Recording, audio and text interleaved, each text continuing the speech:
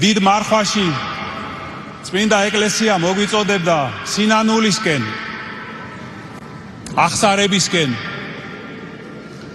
და მრავალმა ჩვენგანმა შეისმინა ეკლესიის ეს მოწოდება, მაგრამ არიან ისეთებიც, რომლებმაც არ შეისმინეს ეკლესიის დედობრივი ხმა და არ მოსულან.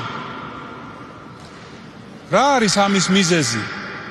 ეს შეიძლება იყოს რაღაც მძიმე ცოდვა ან ცოდვები, რომლებიც ადამიანს აწევს სულზე და მაგრამ არ უნდათ ამ ცოდვებისგან განშორება, მათთან ბრძოლა არ უნდათ. უფრო ხშირად კიდევ მიზეზი იმაში მდგომარეობს, რომ ადამიანი თითქოს ცარიელია, სულიერად მკვდარია, აღსარების გარეშე მიტოვებულია და ვეღარ გრძნობს განბანვის და განწმენდის, სულიერი განწმენდის აუცილებლობას. თუ მარხვაში ამაზე ვფიქრობთ ჩვენ სინანულზე, მარხვის შემდეგ ამ პერიოდში ჩვენ გვმართებს ვიფიქროთ იმაზე, რომ და ვიზრუნოთ, რომ აღარ დაუბრუნდეთ იმ ცოდვებს, რომლებიც მოვინანიეთ. ივერის ყოვლადწმინდა ღვთისმშობლის ხატის დღე გახლავთ დღეს. როგორც გახსოვთ,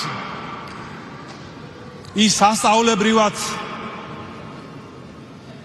გამოჩნდა ზღვაში, ათონის ივერთა მონასტრის ახლოს და ჩვენმა ქართველმა ღირსმა მამებმა ის გამოაბრძანეს ზღვიდან და დააბრძანეს ტაძარში, მაგრამ მეორე დილას დახვდათ კარიბჭის თავზე, რის გამოც ამ ხატს ეწოდა კარიბჭის ხატი. ყოვლადწმინდა ღვთისმშობელი 64-ის კარებს უღებს მართალ ადამიანებს და 64-ში უშვებს.